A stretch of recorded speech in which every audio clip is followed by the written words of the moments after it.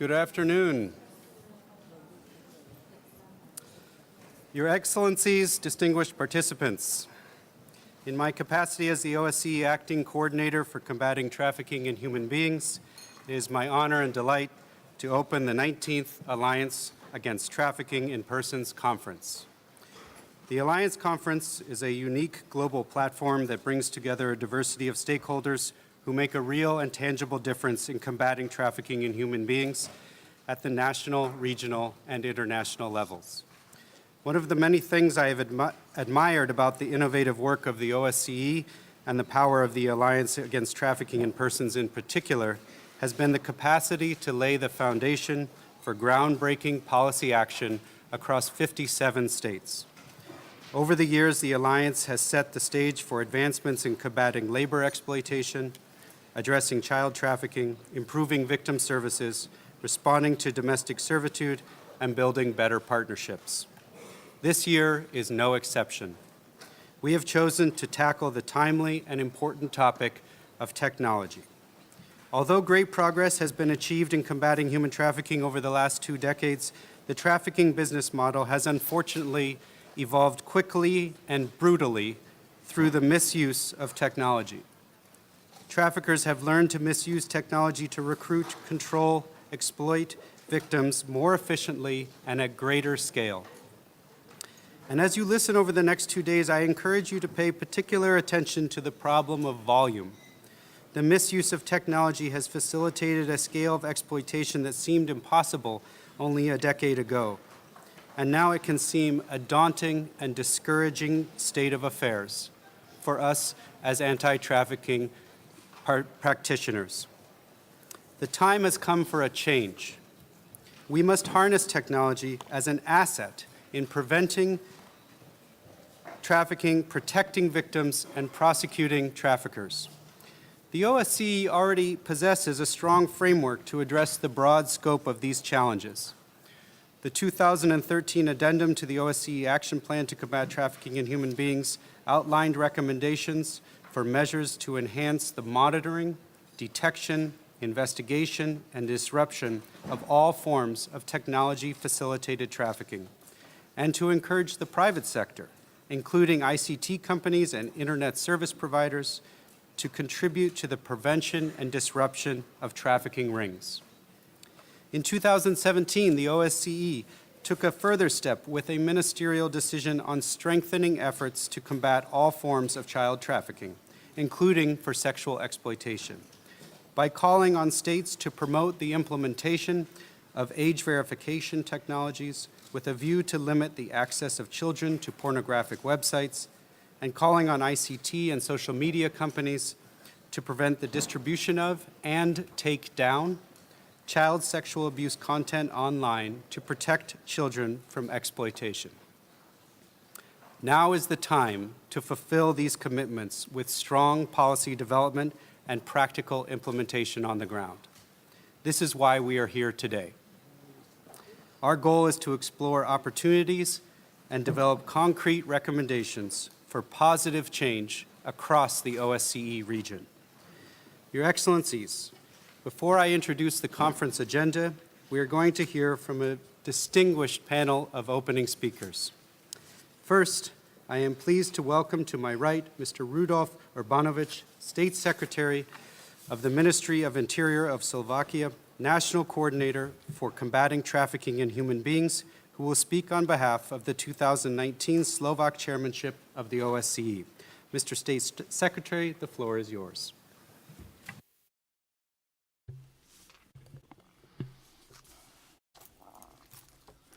Ladies and gentlemen,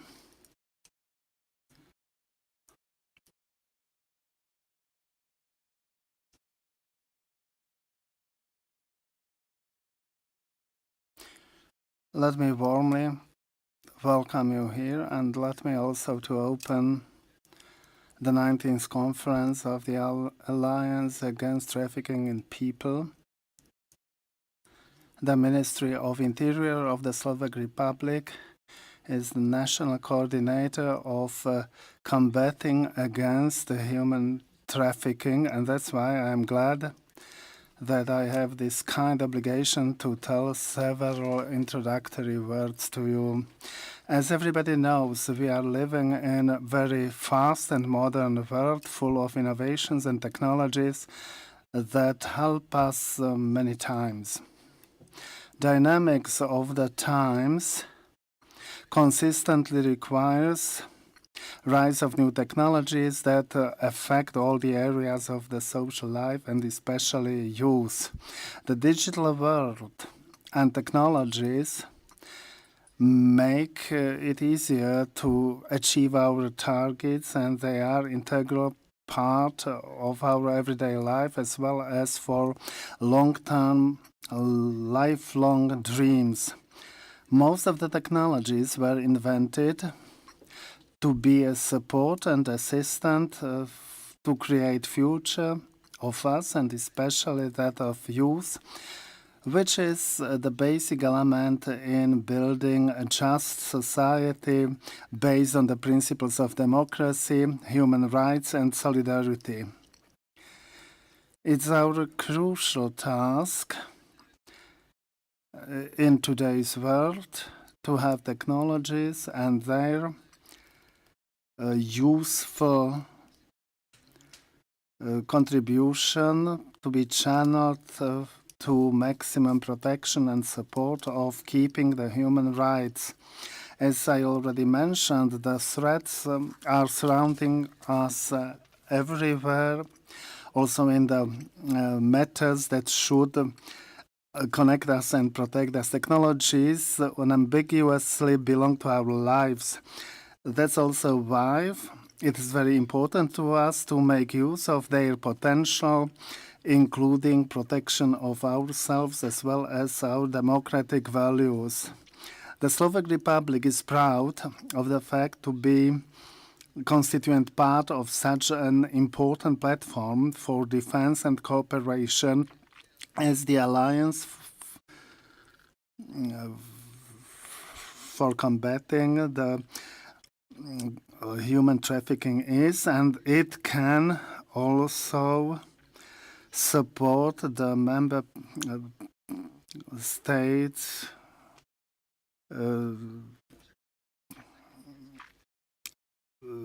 to include also activities and civil society. Anyway, the use of technological achievements is also the tool for those, not only tool for those who have good intentions. They are very often abused by criminals and criminal groups, for instance, traffickers in people, so as to get closer to their victims. The traffickers in human beings have used the technologies for unfair purposes too long, and that's why we have met here, because there are millions of people who became victims. They are abused, they are suppressed, and also their basic human rights are suppressed. This issue is comprehensive, and our response has to be multifaceted. The response, or at least its part, can be found in cooperation, education, prevention, and the enhancement of legislation frameworks.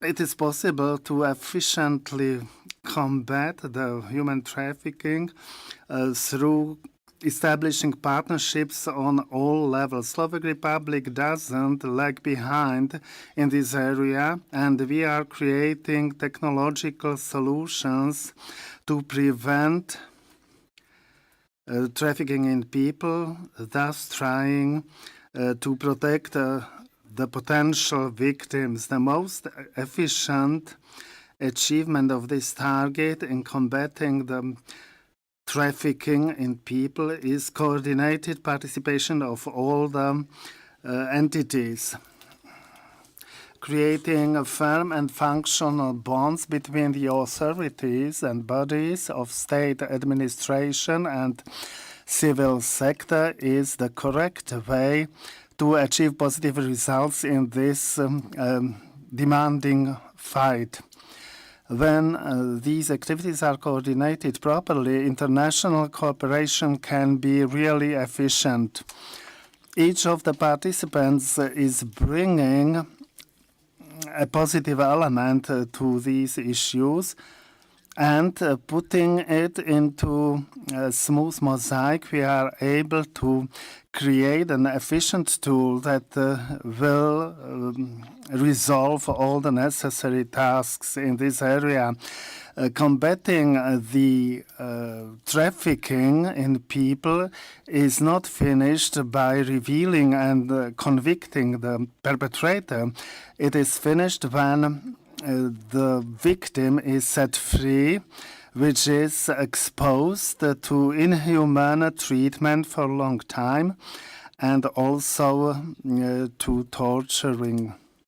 And when this victim acquires the feeling of safety, being included into the society, it has to be also our target. And in assistance to the victims of this inhuman acting, we are obliged to make use of all the available and newly created ways and technologies. Let us make use of them to increase awareness on human trafficking, to strengthen also the options of the victims to report their exploitation and to find assistance. Let us create solutions in cooperation with various partners. Let us strengthen our legislation frameworks to provide for using such technologies in combating human trafficking. So to be able to provide for all the options of human trafficking, so they will be limited. Most of all, we have thus to speak in one voice. I believe that also acquired information from the Conference of Alliance will shift us to the minimization of the number of victims of these criminal activities as much as possible. That's why let us inspire by contributions that will be voiced within the upcoming 2 days. Let us establish new partnerships. Let us involve the civil society. Let us support education of our law enforcement bodies to proactively make use of the new technologies, and let us base our activities on the achieved technological innovations. Thank you very much for your attention. Mr. State Secretary, thank you very much for your remarks and for your focus on a coordinated and multifaceted response, including civil society. I couldn't agree more, and I think that that is one of the keys to this. Also, your mention of options for victims, because that's really where freedom is going to take root, is when people have meaningful options. All of the work that we do is ultimately to prevent victimization and to help those who have been harmed. In this regard, it is fundamental that our work is guided by the voices of survivors and victims of human trafficking. Our next speaker is a person we admire for her courage and determination to advocate on behalf of those who often don't have a voice. Melanie Thompson is a sex trafficking survivor and anti-sex trafficking advocate. Today, Melanie spreads awareness on why protecting victims of trafficking is so important. Dear Melanie, it is an honor to have you here with us, and the floor is yours. I just want to thank you, Val, and the OSCE for having me here. As Val mentioned, I am a survivor of sex trafficking domestically, and I just want to talk to you guys a little bit about my story, but a little bit more so about how technology really played a vital role in my exploitation. So technology plays a huge role in the expansion of trafficking and prostitution. Many of us in this room were probably around during the time that prostitution looked like women dressed in stilettos and furs and walking the streets only. Does that prostitution still exist? Yes. However, as the internet started to progress, so did the innovativeness of our traffickers. One of the ways that this is true is that the internet made it so that traffickers have the ability to exploit multiple women simultaneously via escort ads posted on websites like Backpage.com, Craigslist.org, Eros.com, and so on and so forth.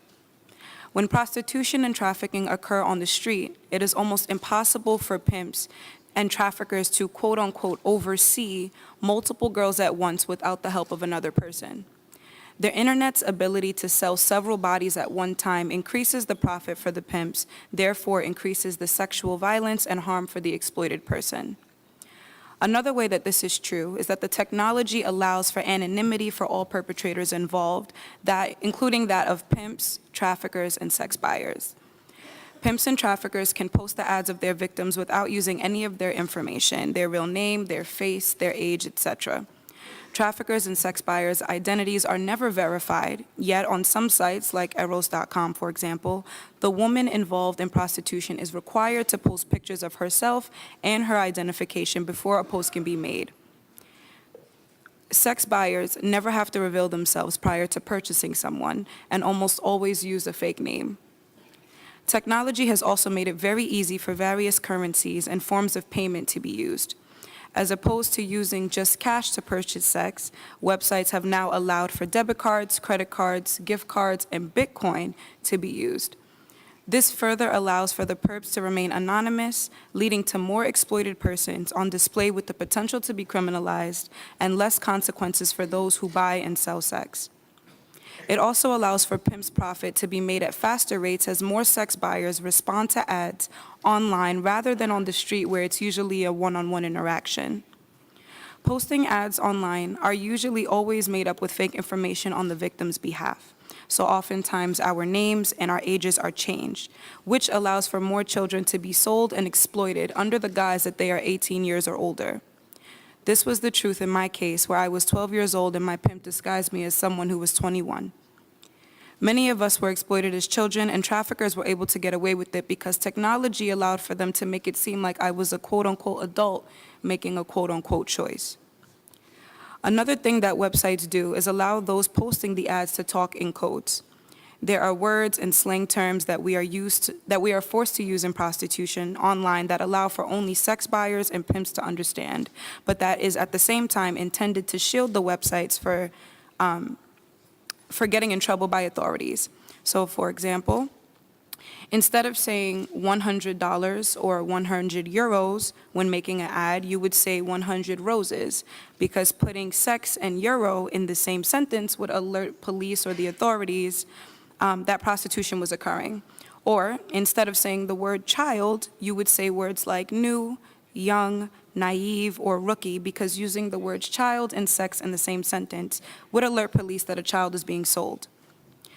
Websites like Backpage.com knew this and began flagging posts that contained these words, but created a system where those alternate words were allowed on the post so that they could continue to make a profit.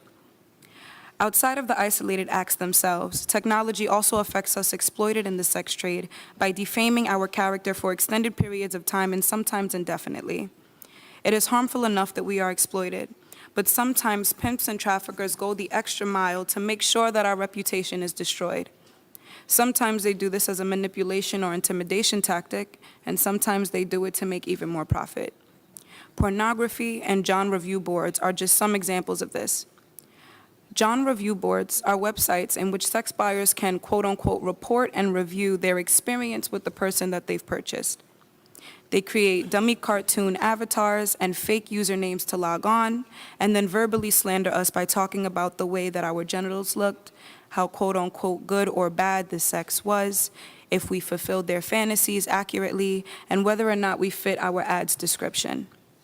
Not only is this defaming, embarrassing, disgusting, and shameful amongst many other things, but in my experience it is actually dangerous because the review boards also served as, for lack of a better term, recommendation letters for us in the lifestyle. If a sex buyer likes what he reads online from the other sex buyer's review, he will come and sometimes bring friends to what they call testing out the merchandise. If a sex buyer, some of us who are reviewed usually end up being gang raped by a new set of reviewers. In order to post a review, you have to have purchased sex at least 3 times, making buying sex or buying a person a hobby or a job. Many traffickers take unwarranted photos and sexual videos of their victims as a way to intimidate them if they don't abide by their exploiters' rules. These photos and videos are usually posted on porn sites or revenge porn sites, and the exploiter will sell it to sex buyers and porn viewers for twice as much as they sell the actual person on their ads. Pornography also increases the harms that we experience in the sex trade, as many of porn viewers are actually sex buyers. If you don't already know this, pornography is not real sex. It is a dramatized fantasy version that is highly exploitative and detrimental to women's bodies. Many porn viewers tend to attempt reenacting what they see from porn sites on us, on our bodies, and it causes many issues both mentally and medically. Technology has made it so that within 30 seconds and a click of a button, our bodies become damaged and our name and our face are destroyed in public society. Once your image is online, it becomes very difficult to remove. Lastly, it is highly imperative, as Val mentioned, that survivor voices like mine are included in the discussion around any policy regarding trafficking and prostitution. That includes policies regarding technology and trafficking. Unless you are a survivor, you would never fully understand how harmful trafficking really is and how vital technology is to the advancement of our perpetrators. Only survivors know the codes and the language that traffickers use on the internet, and only survivors know how to differentiate undercover cops from sex buyers from pimps when they respond to online ads over a telephone. Survivors are truly lived experience experts, and without the expertise that we possess of the streets, the internet, pimps, sex buyers, brothels, prostitution sites, etc., then the policies and solutions that are established will never be 100% effective in eradicating the problem. You need someone who knows how to navigate the technology used against them in order to fight the technology used against them. Thank you.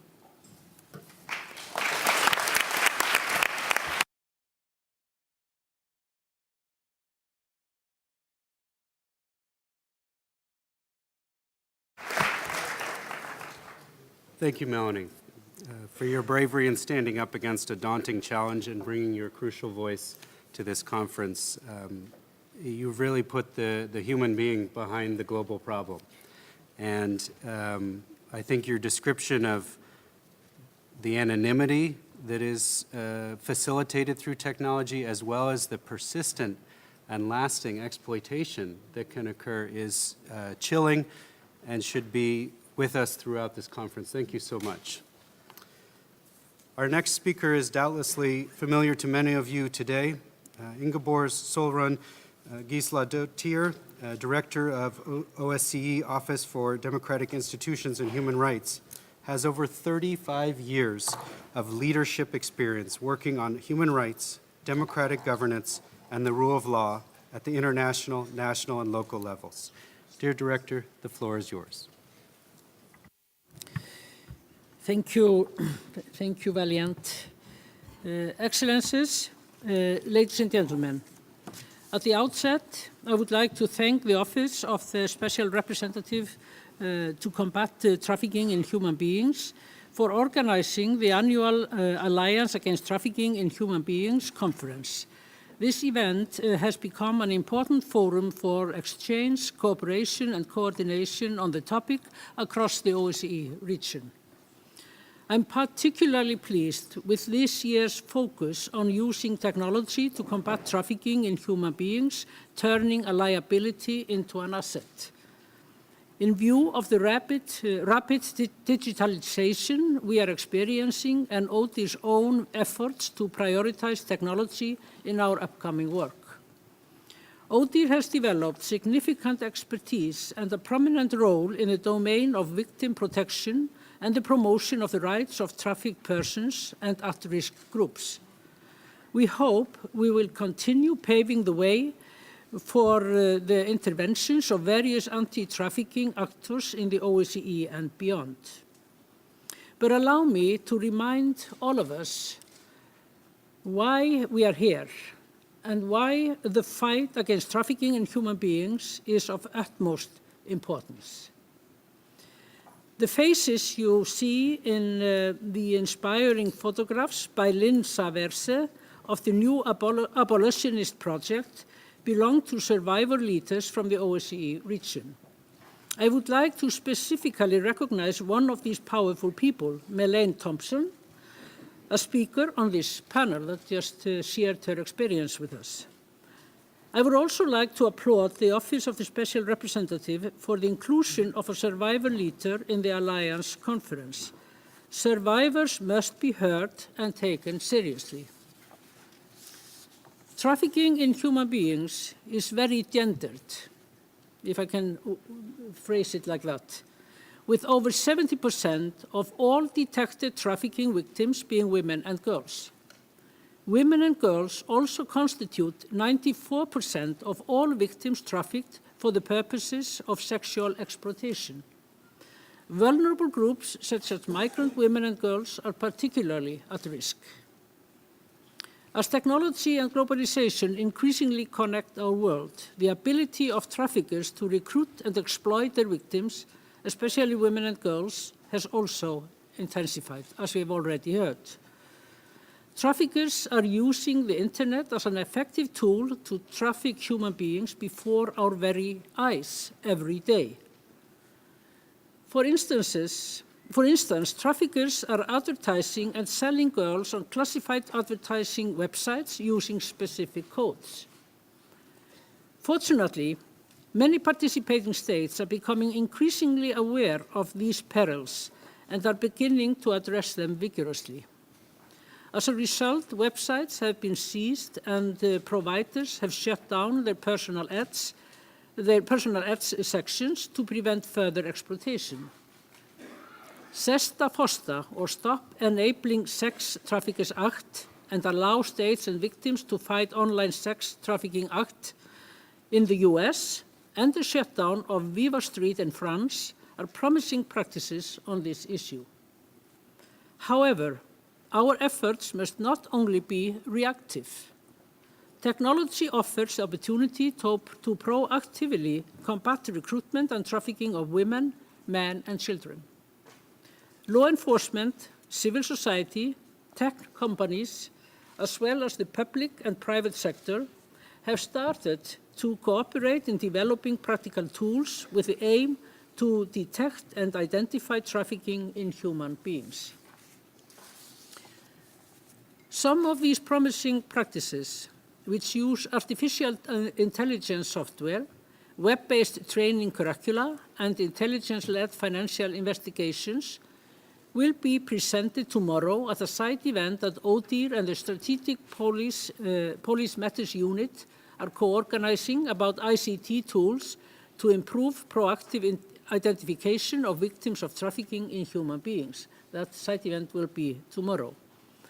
Alongside identification, we must not forget that the technologies and the policies we develop also need to counteract demand. I hope that this conference will serve as a catalyst for further discussions and strengthen the cooperation between all human trafficking stakeholders present here today. Before I conclude, I would like to take the opportunity to remind you that ODIHR is currently in the process of updating the National Referral Mechanism Handbook and to inform our understanding of the current situation regarding the national referral mechanisms. Tomorrow, we will launch an online survey for all stakeholders across the OSCE region. We strongly encourage you to participate in this process. You can do so while at the conference via your phone, your mobile phones, at the ODIHR computer station outside, and through sharing the link with colleagues.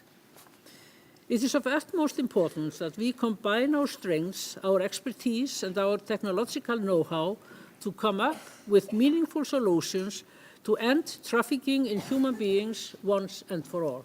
Thank you.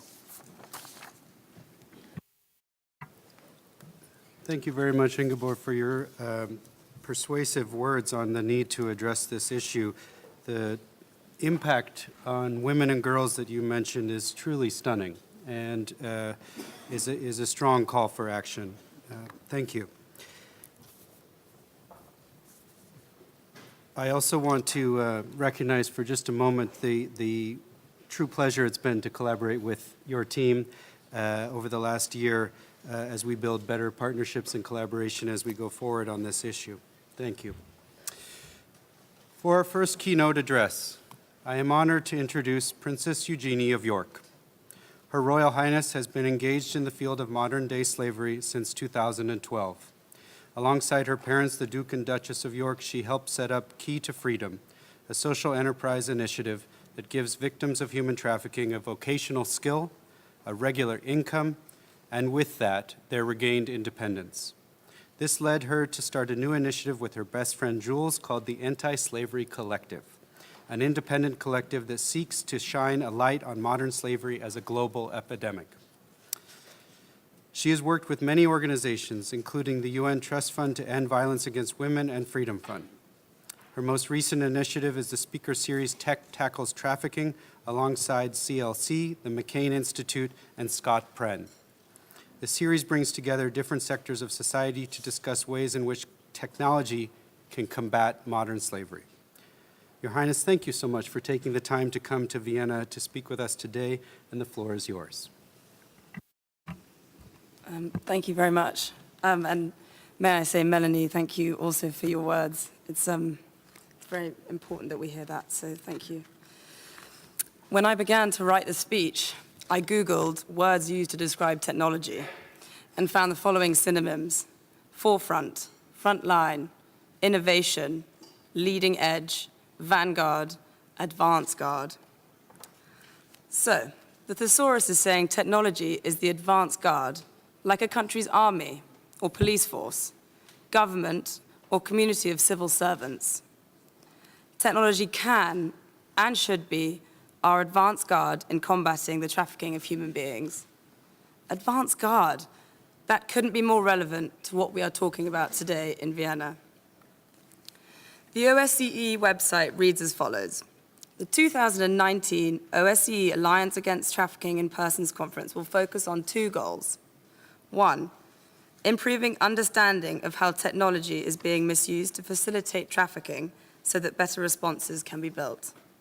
2, exploring how technology can be developed, harmonized, and deployed to help combat all forms of trafficking. Now, back to Google synonyms. I am not a tech whiz, programmer, technophile, system administrator, developer, engineer, hacker, and I'm sure a lot of people in this room aren't either. I'm also not from a technological background. In fact, it took me 3 attempts to pass my Microsoft desktop exams at school. And I in no way can begin to teach anyone the first thing about how to use technology. But what I do know, and what I have witnessed firsthand, is that technology can be an integral part of our fight against human trafficking. I have seen how technology and social media can raise awareness for this global epidemic. I have learned how blockchain is having a huge impact on supply chain management, and how a simple phone app is enabling customers in the UK to report exploitation in car washes. I am here in Vienna today to speak about one of the things I'm most passionate about, and that's abolishing human trafficking. I went to India back in 2012 and saw firsthand the incredible work being done by a lovely lady called Aloka and her charity, Women's Interlink. Aloka rescues trafficked women and teaches them a vocational skill, you already said this, which is block printing on fabrics.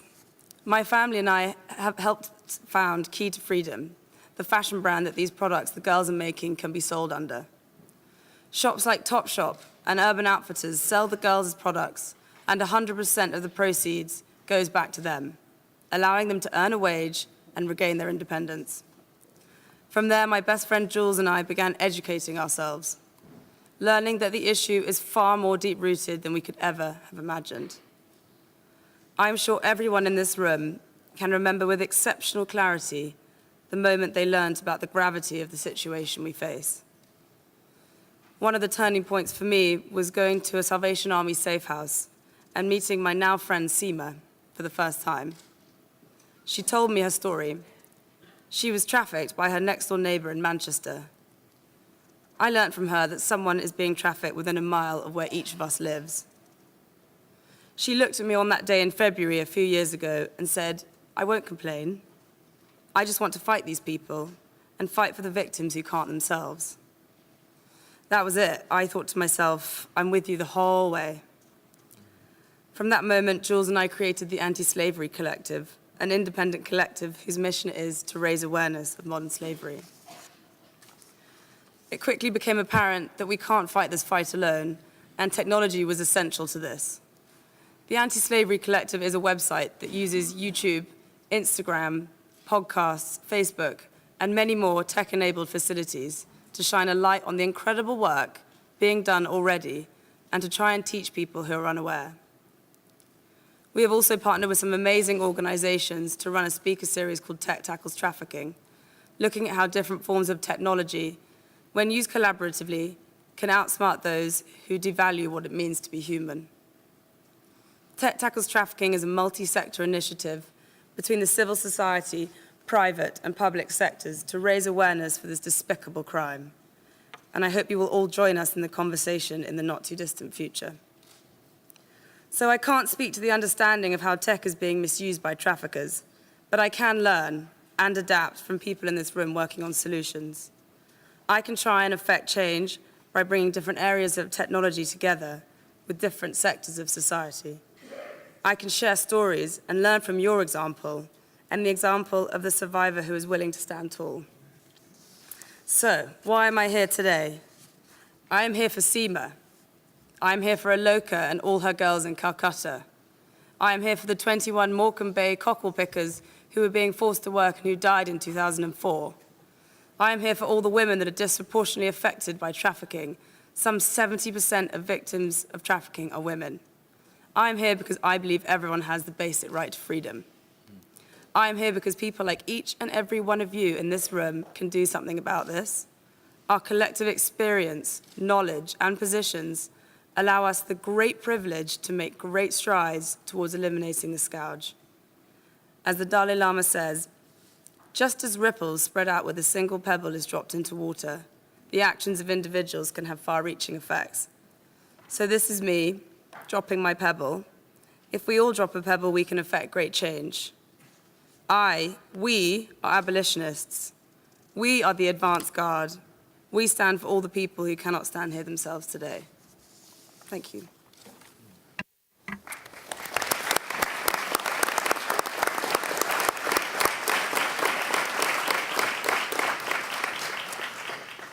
Your Highness, thank you so much for your inspirational speech. That powerful image of advanced guard technology as possibly our sword and our shield in this battle is something very impressive to think about. And I note how you were inspired to this by listening to survivors. It's really, as Melanie said, it's their voice that brings us into this and that inspires us to take action every day. And thank you so much for your words. For our second keynote, I would like to introduce Ambassador John Richmond, the United States Ambassador at Large to monitor and combat trafficking in persons, and the Director of the U.S. Department of State's Office to monitor and combat trafficking in persons. In October 2018, the United States Senate unanimously confirmed Ambassador Richmond, and President Trump appointed him to lead the United States global engagement to combat trafficking and support the coordination of anti-trafficking efforts across the United States government. Ambassador Richmond has a distinguished career in the global battle for freedom. He co-founded the Human Trafficking Institute that exists to decimate, that's a fantastic word, decimate modern slavery at its source. Prior to the Institute, Ambassador Richmond served for more than 10 years as a federal prosecutor in the U.S. Department of Justice's Human Trafficking Prosecution Unit, where he investigated and prosecuted numerous victim-centered labor and sex trafficking cases throughout the United States. Dear Ambassador, thank you for joining us, and the floor is yours.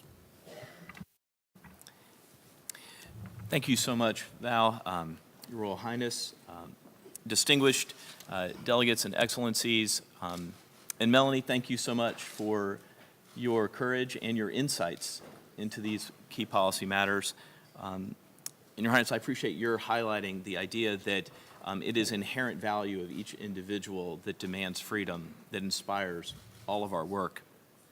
I'm delighted to join you for this, the 19th Alliance Against Trafficking in Persons.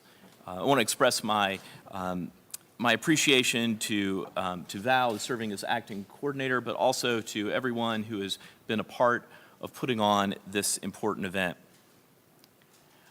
I've been grateful throughout my career to have been able to learn about the crime of trafficking in persons from a variety of different perspectives, whether it was living and working in India with a nonprofit organization working with the Indian government on these issues, or as my time as a prosecutor working labor trafficking as well as sex trafficking cases, or co-founding the Human Trafficking Institute. And now I get to serve in the United States global effort as ambassador for trafficking in persons alongside an amazing group of dedicated and exceptionally professional colleagues at the State Department. Throughout all these experiences, there's been one central thread, and that is that people are at the core of this. I've been fortunate to spend a significant amount of time with victims from all over the world and to sit and listen to them. Every one of them was different. They're all individuals, but I have heard some consistent themes as they've shared about the lies that they suffered, the violence that they endured, their freedom, their struggle for freedom, and the feelings of abandonment by the systems that were charged with protecting them.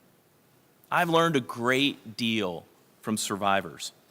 Conversations with survivors have indeed provided a perspective through the eyes of resilient victims. But I have also had the opportunity to spend a great deal of time interviewing human traffickers, spending time listening to the women and the men who choose to commit this crime. And they have explained to me why they commit the crime, how they target individuals for recruitment, how they think through their coercive schemes, how they have encountered almost no significant risk of being caught by law enforcement or other authorities, and how they have treated people as a commodity and how they reap significant illegal profits from doing so. And these conversations with traffickers have provided me a perspective through the eyes of evil. And issues of communication and information technologies often pop up in these discussions. And this is true beyond just conversations with survivors and with traffickers. It also comes up in conversations with policymakers, legislators, law enforcement, prosecutors, social workers, trauma counselors, and others working to combat trafficking. The OSCE itself has also addressed this subject in its work, including the 2013 addendum to the OSCE Action Plan and several subsequent ministerial decisions. This afternoon, I'd like to share a bit about how I've seen traffickers use technology and how I've seen people of goodwill use technology to fight trafficking. Then I'd like to talk about 5 principles that might guide your meetings this week, discuss some of trafficking's limitations, and end with why this moment in history generates tangible hope that we can actually do something to combat trafficking in persons and make this battle for freedom winnable. Now, the fact that trafficking is woven into the fabric of the anti-trafficking movement should not surprise us. Throughout history, traffickers have innovated and they have misused each new advancement in technology to help them exploit more victims in forced labor and in sex trafficking.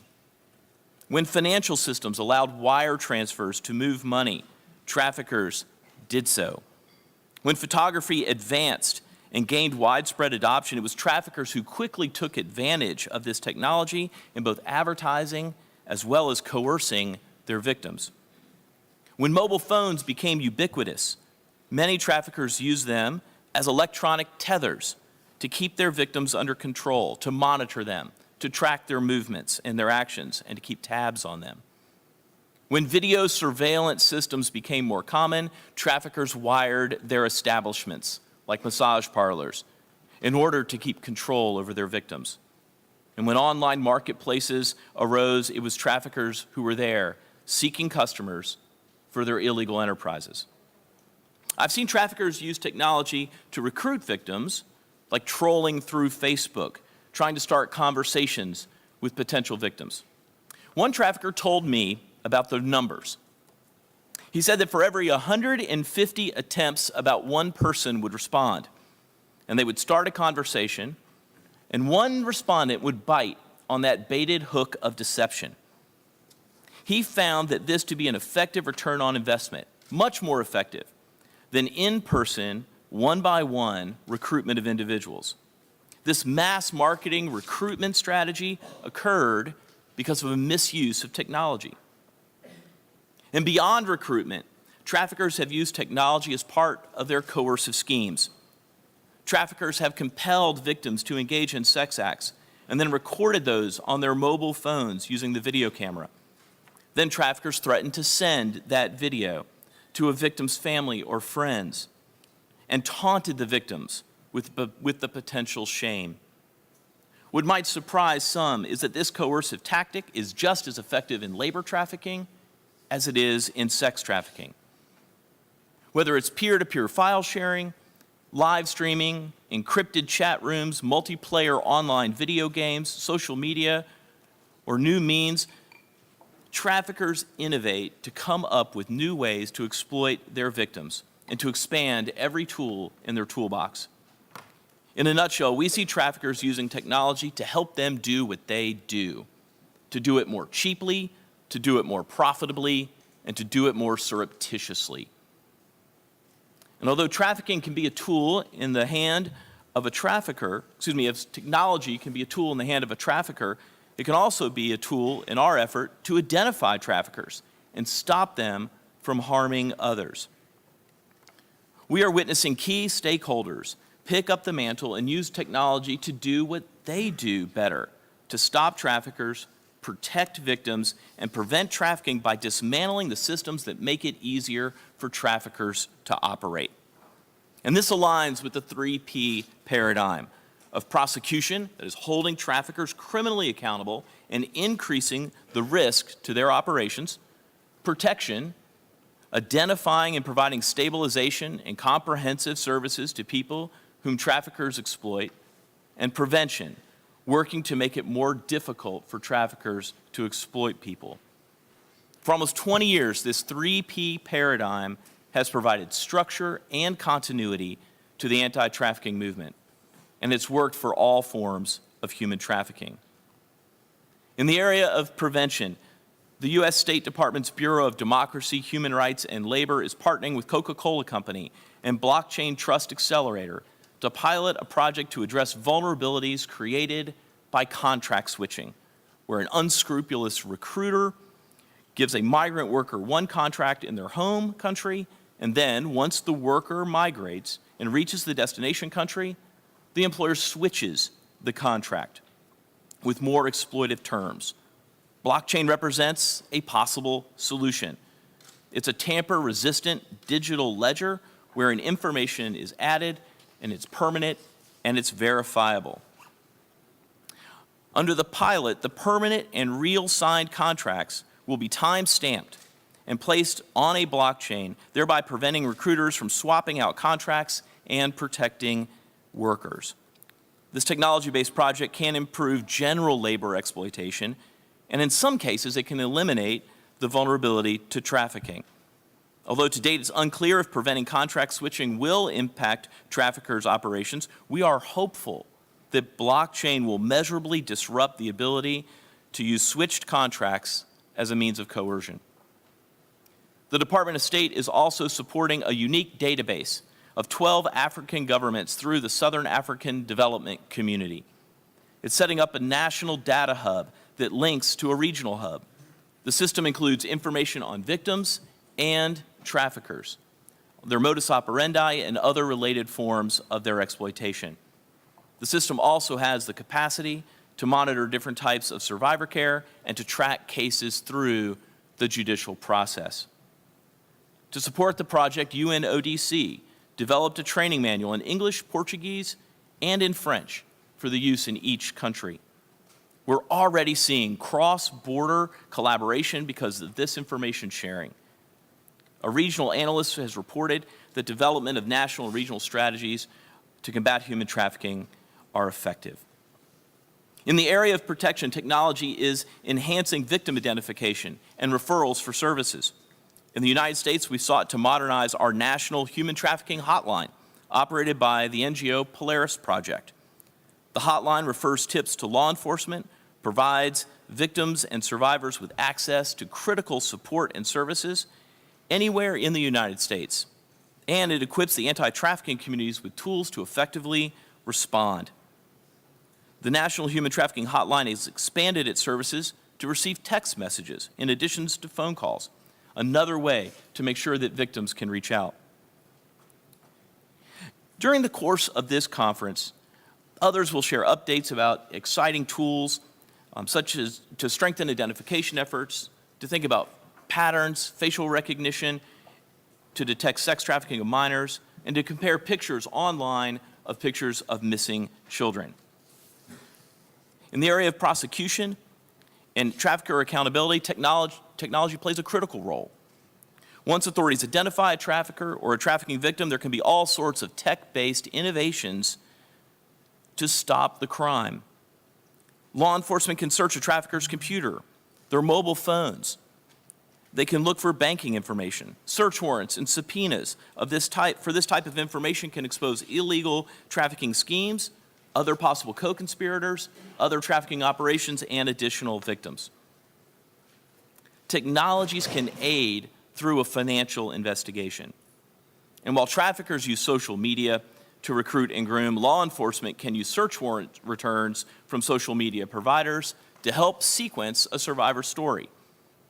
I've worked cases with survivors who, due to trauma, had difficulty remembering the order of events in their exploitation. The electronic record from social media, however, can tell us when they first met, when they became friends, and each location they traveled to, creating a framework to help identify which activity happened first and which happened second, and follow the train along. Collaboration in these efforts are critical.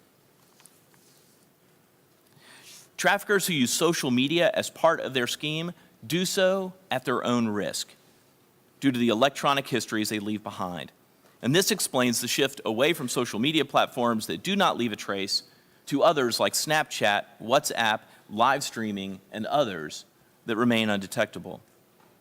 There are many tech applications related to data mining, mapping, advanced analytics, all of which governments international organizations can use in the fight against trafficking. Legal tools may be required to keep up with this technology.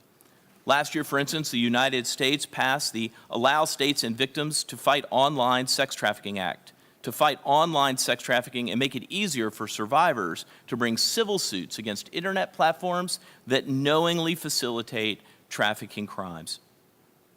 Now, there's no doubt that trafficking or that technology's connection to human trafficking will only increase in the future. And that's why the work before you over the next 2 days is so important. But let me suggest 5 ideas for you to consider during each of your upcoming sessions. The first is need before solution. Let me encourage you to begin with clarity in identifying the need. Far too often, someone hears about an interesting technological concept, or they've seen technology work in a different context, and then filled with passion, they're interested to bring it to the fight against trafficking. They have a solution in need of a problem. The opposite path is more likely to generate success. Begin with a clearly stated need, and then search for a solution through the tech community. And this requires asking people on the front lines what their specific needs are. What pain points are they experiencing? And these should be open-ended questions and not sales pitches. In one country, I met with the lead person for counter-trafficking enforcement. We talked for hours about the challenges, about the successes and the failures he had seen. I had noticed that a few years earlier, a well-respected group gave a significant grant to build a case management database for his country. When I asked my new friend if I could see the database, and see how it was helping him do his job, he laughed and dismissively pointed to the corner. It was a stack of dusty boxes and old computers. And he said, the case management database is over there. He said he has never used it. I asked him why. He said, the database is useless to me because no one ever asked me what I needed. Then he turned his laptop around to show me the screen and showed me that he's been tracking cases on a simple Excel spreadsheet. Now, I'm sure the designers of that database were brilliant. I am sure that the goal of the grantor was noble, but by any measure, the effectiveness of that grant was a failure. What might have created a different result is for someone to have asked him what he needed, and then built a system around his answer. In my friend's case, he didn't think he needed a case management system. He would have preferred to have had a social worker to work as a victim witness coordinator to help him with his cases. If our innovations are to be successful, they have to begin with a clear need. Second, understand the tech context. I want to encourage you to ask the question, what is the technological infrastructure of the area where people will be using your tech innovation? Providing tools that are premised on consistent internet access or electricity would not make sense in an environment where there's intermittent electricity and limited access to the internet. No matter how impressive the system is, the people working on the ground cannot reliably log on. Building an interactive mobile phone app to inform people about their rights or to gather information about possible trafficking cases may be effective if the targeted group typically has smartphones and data plans, but if the targeted group does not typically have mobile phones or they could not afford a data plan, the impressively constructed app will not have an impact. Giving transportation technologies like cars to social workers, investigators, will not have much impact if they do not have money to purchase fuel or spare parts. I know of many countries where vehicles provided to anti-trafficking efforts sit parked and unused. Understanding the context in which these end users of your technologies operate can positively impact your work. The third point I would make is to avoid overstatements. Technological overpromises do this field harm. It's easy to understand how overpromises come about. We have conditioned people to expect exaggerated technological tools through TV and movies. We all want instant results. I've met with many people who have told me that by crunching big financial data, we can identify trafficking cases. Then we dig into the details, and what we learn are the following patterns. We can identify where commercial sex happens, but we're not necessarily identifying where trafficking is occurring. For instance, there may be a large number of cash withdrawals in a massage parlor in the middle of the night, activity indicative of perhaps commercial sex. And we take that information to the local police and we announce to them that we've used this algorithm to identify where commercial sex may be taking place, only to have the local police say, we already knew that local police already know where common sex trafficking or where common commercial sex is sold. What they need are individuals to help them identify where coercion is taking place or where minors are present within that commercial sex. Overpromises and overstatements can cause some to become cynical and less interested in continuing to imagine how technology can further our efforts, how we might take it to the next level.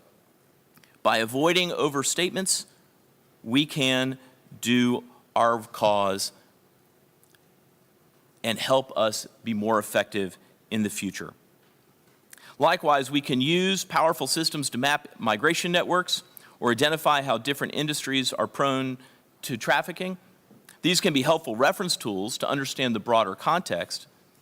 If we overpromise the results that these mapping efforts can produce by claiming they identify trafficking victims, though, we may lose credibility.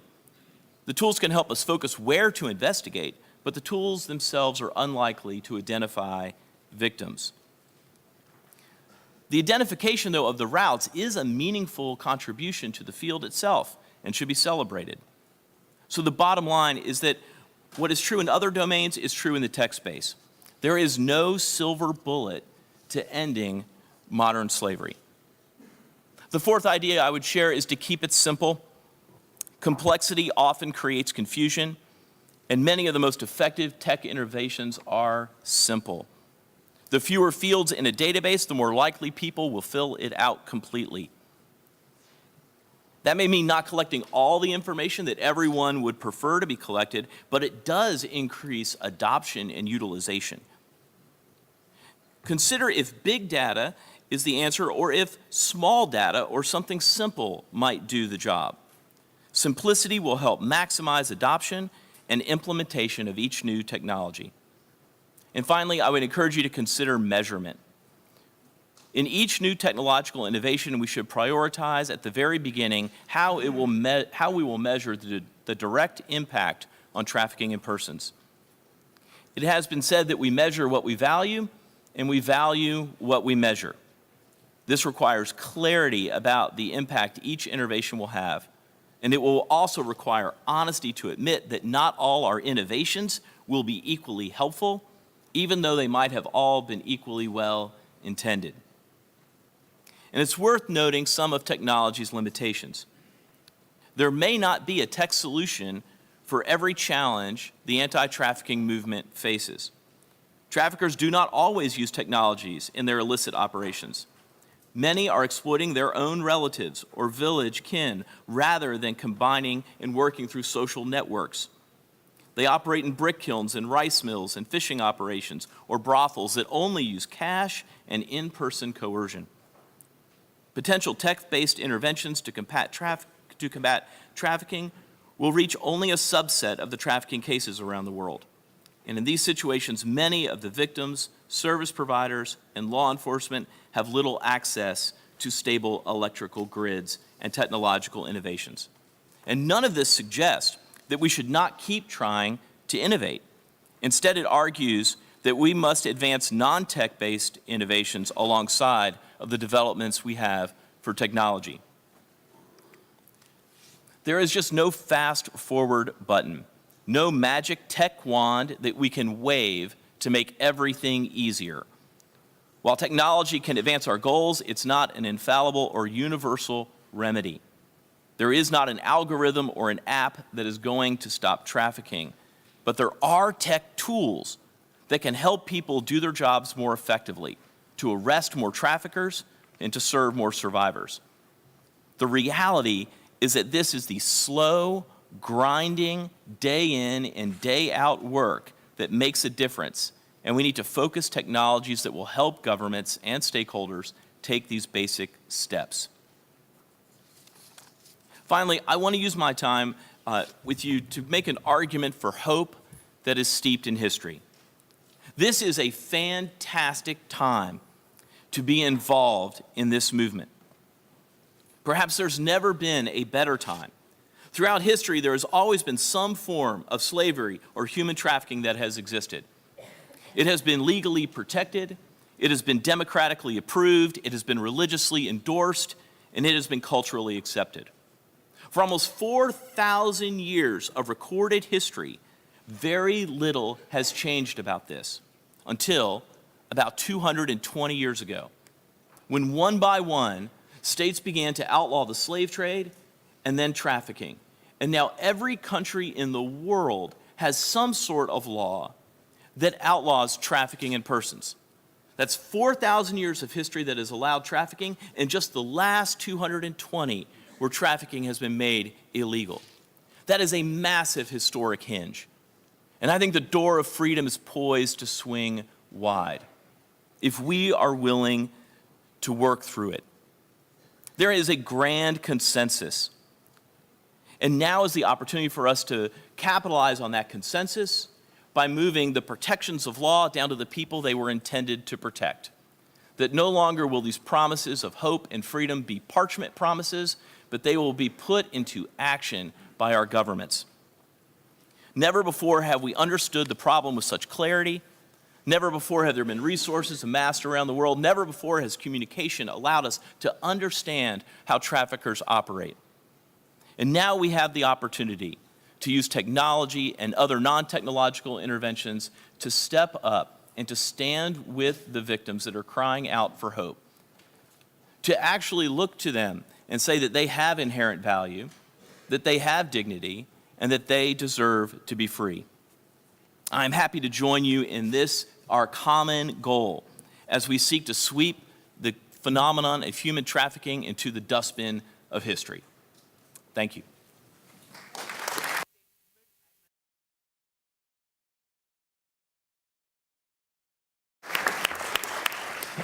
Thank you very much, John, for your inspiring words and your powerful arguments as to how and why we should be tackling this problem, as well as your very practical recommendations. I'm sure those will be in the back of everyone's mind over the next 2 days as they listen to the panel presentations going forward. It's an extremely helpful framework.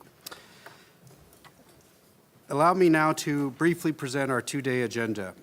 While any discussion of combating trafficking must begin with a solid understanding of the nature of the problem, our intent in this conference was not to dwell too long on the challenges, but to also look forward to solutions. We have 4 panels conceived under a unified vision of positive change. The first panel will set the stage by discussing the nature of the problem, the misuse of technology. And the next 3 panels will discuss how technology can be an asset in the context of the OSCE's framework of prevention, protection, prosecution, and partnerships. Thus, our first panel, later this afternoon, is entitled Understanding the Misuse of Technology to Facilitate Various Forms of Human Trafficking. And it will focus on describing how technology is being misused for trafficking purposes and how it benefits traffickers and their businesses. It will also emphasize the scope of the problem and the trends relevant to the abuse of technology over different forms of trafficking, including labor exploitation and sexual exploitation, laying the groundwork for impactful solutions discussed in subsequent panels. Tomorrow morning, our second panel, Technology as a Tool to Prevent Human Trafficking and Protect Its Victims, will begin a series of discussions on the positive potential of technology. It will provide an overview of existing good practices and initiatives on harnessing technology to prevent human trafficking, including through public awareness and deterrence. It will also examine technology-based efforts to protect victims and provide a secure and safe future for vulnerable groups, including our youth, as the State Secretary mentioned earlier. The third panel, The Power of Technology to Assist in the Identification of Victims and Investigation of Cases and Prosecution of Perpetrators of Human Trafficking, will provide an overview of existing good practices and initiatives on using technology to advance and enhance investigations and prosecutions of perpetrators. It will also examine technology-based efforts to identify victims and improve access to services. And the final, fourth panel is titled Changing the Policy Landscape, Current and Future Strategic Approaches to Technology and Human Trafficking. As Ambassador Richmond mentioned, there are times when legislative and policy action is necessary, and this panel will bring together and build on the findings of the previous panels and emphasize opportunities for dynamic policy action and larger-scale market-based interventions that can impact the severe scale of human trafficking. It will also highlight the importance of partnerships and cooperative approaches as we seek to construct meaningful solutions to the problem of human trafficking. Now, in addition to the plenary agenda, we also wanted to provide an opportunity for our partners to further explore specific topics. Therefore, 4 thematic sessions will take place during the lunch break tomorrow, and these are designed to complement the main panel discussions and offer a deeper dive into a number of contemporary issues of technology and trafficking. The first side event, organized by a permanent mission of the Republic of Belarus to the OSCE and UNODC, will address the impact of digital technologies on the exploitation of children and consider ways to combat the sale of children online. Our second side event, organized by a coalition of businesses called Technology Against Trafficking, will showcase a landscape analysis of existing tech tools currently being used in the anti-trafficking sector and officially launch the next phase of TAT's efforts to support the growth and scale of these technologies. Our third side event, organized by OSCE, ODIHR, and TNTD, will discuss tools to improve the proactive identification of victims of trafficking in human beings used by national and international law enforcement agencies, governments, corporations, and civil society. And finally, the fourth side event will feature a discussion by our office in partnership with the University of Nottingham and Diginex, and will present the preliminary results of our forthcoming report on the role of information and communication technologies in the fight against human trafficking, as well as how technology helps us assess the OSCE's own supply chains. Special thanks also go to the organizers of the event on harnessing collaboration in eradicating human trafficking, the role of ICAT from global to local, which preceded this opening. A few final notes. This year, you're going to have a unique opportunity, which is the chance to visit a series of displays exhibited just outside this room. The tools you'll be able to see and interact with are Seattle Against Slavery's Project Intercept, Thorn's Project Spotlight, and the Mekong Club's Apprise app. Moreover, we are hosting a virtual reality project from UN Women in collaboration with Google titled Courage to Question, where you'll be able to enter into the life and story of Lydia Kachow, a human rights defender, author, and journalist who has dedicated her career to investigating and exposing human trafficking, sexual violence, and impunity. I watched a few minutes of the virtual reality the other day, and it's really fantastic. I strongly encourage you to take a few moments to experience how technology can facilitate storytelling. It's an important aspect of bringing awareness to this issue. I want to also note that it's not only what we talk about at this conference that matters, but it's also who is doing the talking, and I think Melanie helped us understand that a few moments ago. To this end, I would like to highlight that a majority of our speakers in this conference are female, on a topic where female participation can unfortunately often be missed. Additionally, our speakers represent numerous different sectors of the anti-trafficking response: governments, NGOs, the private sector, academia, international organizations, as well as over 17 participating states. We hope that you find this diversity fruitful and inspiring. In the same spirit of leading by example, we were motivated to ensure that the 19th Alliance Conference is a trafficking-free event, and that the services and goods contracted for this event were not made or delivered through exploitation. For the first time ever, together with our colleagues from the OSCE Procurement and Contracting Unit, we identified our conference suppliers in sectors with the highest risk of exploitation: cleaning, security, travel, catering, and accommodation. And when signing contracts with these companies, we included legal provisions forbidding the suppliers and their staff to engage in any activities related to human trafficking, forced or child labor. In addition, we conducted a survey of these companies, and we learned that all of the responding companies have written contracts with their workers, have a policy on human rights and prohibition of exploitation, and know their first and second tier suppliers. Most of the companies hire workers directly, and one of the companies also uses the service of recruitment agencies. We acknowledge that this due diligence exercise is a simple one, and it has its limitations, but for us, this is a very important step in practicing what we preach, to ensure that we don't contribute directly or indirectly to exploitation of people. In your folders, you will find a letter signed by myself and the OSCE Head of Procurement, Mr. Darko Stomojenski, with additional information on this topic. We hope you appreciate these efforts to try to walk the walk, as it were. A final technical note. Please note that you can register to deliver statements with our colleague Sasha Kirilenko, who is standing right now. And that said, we also encourage questions to our panelists from all participants.